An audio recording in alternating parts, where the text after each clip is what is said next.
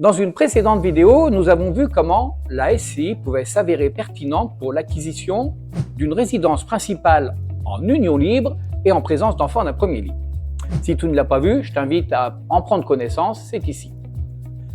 Nous avions vu dans cette précédente vidéo que détenir sa résidence principale en SCI pouvait présenter des inconvénients et que de fait, une autre alternative pouvait être à envisager, et tout simplement le PACS.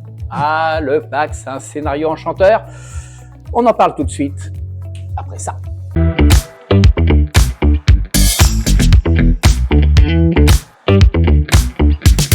En union libre, le moindre legs en faveur de son concubin est synonyme, on en a déjà parlé, de droit de succession à hauteur de 60%. Autant dire que c'est confiscatoire et difficilement envisageable.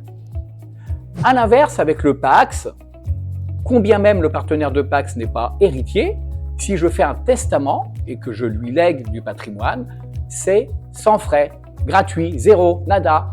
Quel que soit le montant, il n'y aura rien à payer. Par conséquent, nos amoureux, Roméo et Juliette, décident de se paxer en vue de se protéger mutuellement tout en achetant leur résidence principale.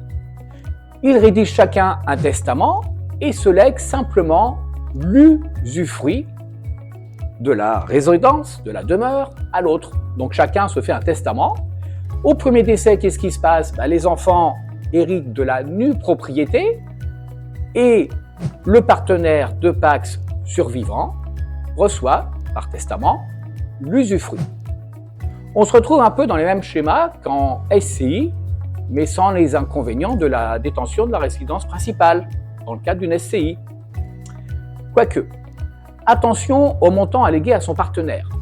En effet, on ne peut léguer à son partenaire de PACS que dans la limite de la quotité disponible, laquelle s'apprécie en fonction du nombre d'enfants. Si tu as par exemple un enfant, tu dois donner à ce dernier 50% de ton patrimoine. Et tu disposes par conséquent de la différence, 50%, que tu peux ventiler à ton bon vouloir. Avec 2 enfants, cette quotité disponible diminue, ce n'est plus 50, elle passe à 33%. Et avec 3 enfants, ça diminue encore à 25%. Attention, en plus, ce quota, ce montant, cette assiette, s'entend sur la valeur en pleine propriété, combien même tu ne souhaites transmettre à ton partenaire que l'usufruit. Imaginons que la maison de Roméo et Juliette coûte 200 000 €. Chacun souhaite y investir 100 000, la moitié.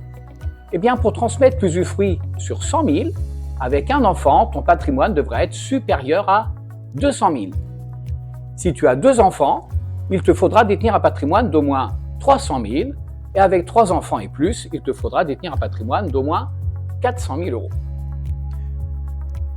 Si ce que tu donnes dépasse ce montant, il y aura ce qu'on appelle atteinte à la réserve héréditaire de tes enfants, obligeant le survivant à restituer le trop perçu, à dédommager éventuellement les enfants qui n'auraient pas reçu suffisamment au niveau de leur patrimoine.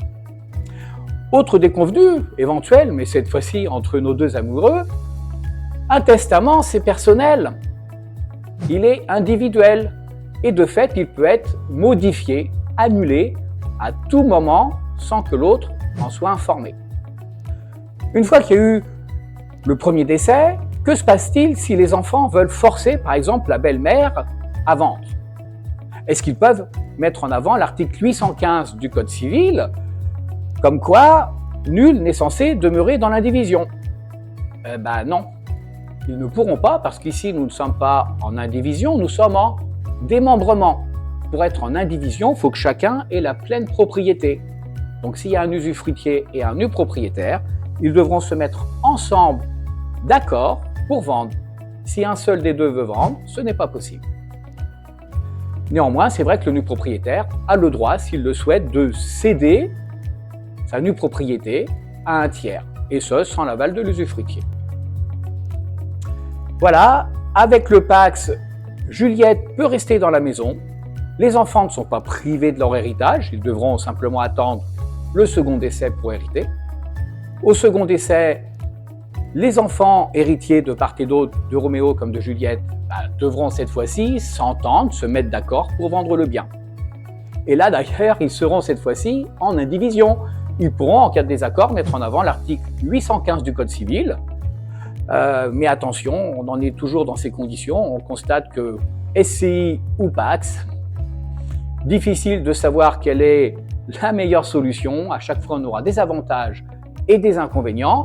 D'ailleurs, dis-moi en commentaire laquelle des deux formules tu choisirais.